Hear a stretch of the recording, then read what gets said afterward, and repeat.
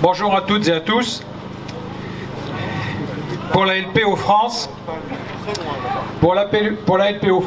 au-delà des incidences environnementales qui viennent d'être décrites très bien par Régis Ouvrard, au-delà des incidences socio-professionnelles qui seront certainement bien décrites par le représentant de la Confédération paysanne, il y a aussi des enjeux démocratiques. C'est un enjeu démocratique que d'avoir un projet environnemental de 93 bassines, 93 réservoirs sur un territoire comme l'ancien Poitou-Charentes.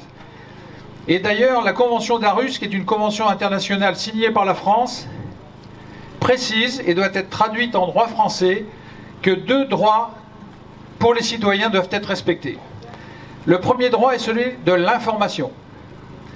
Les citoyens doivent être parfaitement informés des tenants et des aboutissants de ce qu'est le projet environnemental, en l'occurrence les bassines.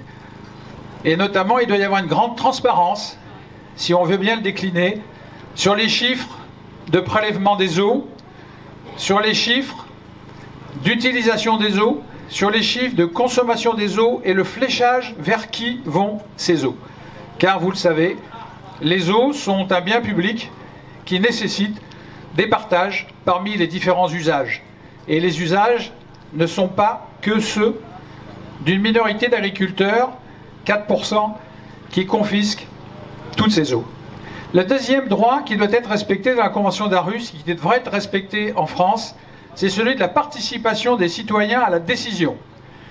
C'est-à-dire que nous devons tous être en capacité de décider et de participer à cette décision.